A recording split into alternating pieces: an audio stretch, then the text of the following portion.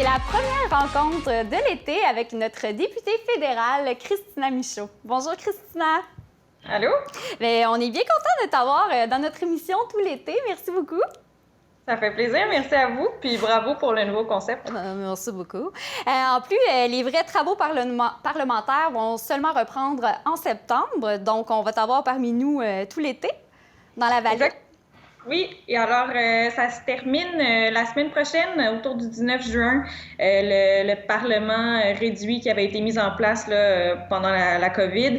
Alors ce sera ajourné jusqu'à la fin du mois de septembre. Là, on espère avoir une reprise normale des travaux parlementaires. Donc, entre-temps, pendant tout l'été, je serai dans la circonscription, dans la Matapédia, donc puis aux alentours, bien entendu. Alors, j'espère redécouvrir un petit peu la région puis la mettre en valeur. Alors, je vais me promener un peu partout dans la circonscription pour vous montrer qu'est-ce qu'il y a à découvrir chez nous puis inviter les gens à redécouvrir la région. Alors, j'ai bien hâte de passer l'été à faire ça. C'est sûr que beaucoup de festivals, d'événements auxquels je devais assister sont annulés. Donc, on va trouver d'autres façons de pouvoir se voir.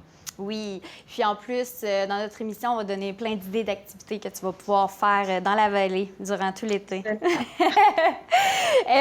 Pour que demain, dans le fond, pour que les mesures que le gouvernement va déposer en chambre demain à Ottawa, pour que les demandes passent, le Bloc québécois tient à ce que 3 conditions soient acceptées. Mais en fait, demain, le gouvernement va déposer un projet de loi pour aller modifier les différents programmes qu'il a mis en place depuis le début de la crise, notamment la prestation canadienne d'urgence, aussi la subvention salariale pour les entreprises.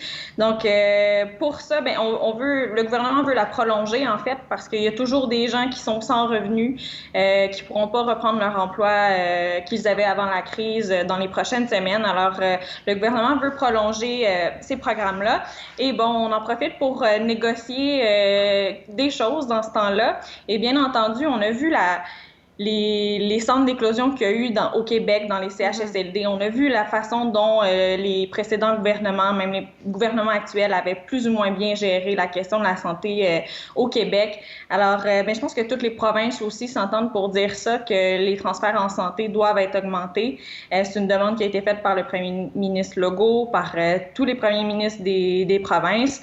Alors, on demande à ce qu'il y ait une rencontre qui soit faite avant le mois de septembre là, entre le fédéral et le Québec et les provinces pour que les transferts en santé soient augmentés. Je pense que ça va de soi, particulièrement après une crise sanitaire comme ça. En fait, ça aurait dû être fait depuis longtemps. Alors ça, c'est une chose.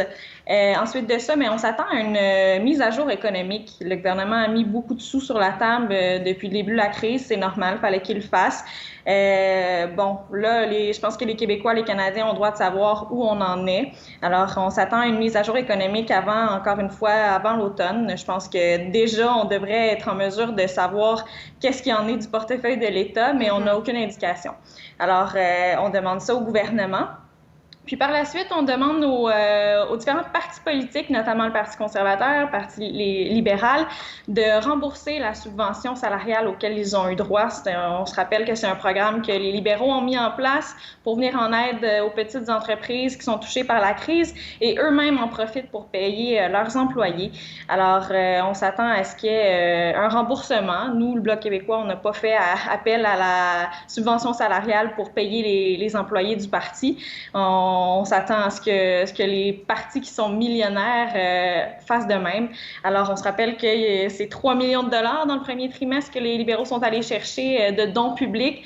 Et là, ils vont piger dans le sac des fonds publics encore pour payer leurs employés.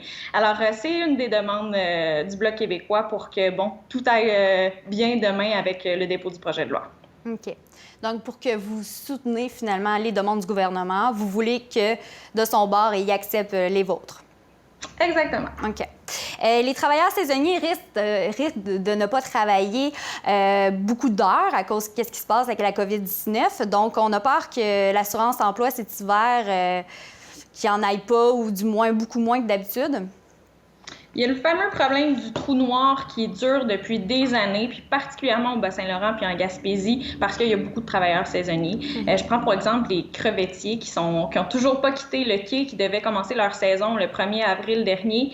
Et là, on apprend que ce sera dans les prochaines semaines qu'ils pourront aller à la pêche à la crevette, mais tout de même, ils pourront pas se qualifier à l'assurance-emploi l'année prochaine parce qu'ils n'auront pas accumulé assez d'heures. Alors, on demande tout simplement à ce que l'assurance-emploi soit assoupli, que les critères soient changés, parce que c'est un problème qui dure depuis longtemps. Et là, avec la crise, ça le met encore plus en lumière parce que ces travailleurs-là, leur saison a été retardée. Puis là, c'est les pêcheurs de homards, de crabes, puis les travailleurs agricoles, tout le secteur touristique, en restauration aussi, mais je pense particulièrement aux crevettiers qui, eux, n'ont pas encore commencé leur saison. Alors, définitivement, il faudra aller ajuster l'assurance-emploi.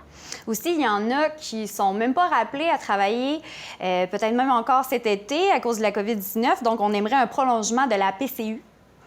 C'est ça, exactement. Alors, c'est ce que le gouvernement dépose demain. On a hâte de voir les détails de tout ça, voir comment... parce qu'on le sait qu'il y a encore des gens qui ont tombé entre les mailles du filet depuis le début. Il y a encore des gens qui ne se qualifient pas aux différents programmes. Alors, j'espère que c'est ce qui est proposé demain. Il y a des assouplissements qui vont faire en sorte que ceux qui ne peuvent pas reprendre le travail soient convenablement soutenus.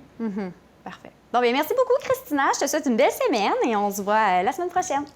Merci à vous. À bientôt. Au revoir.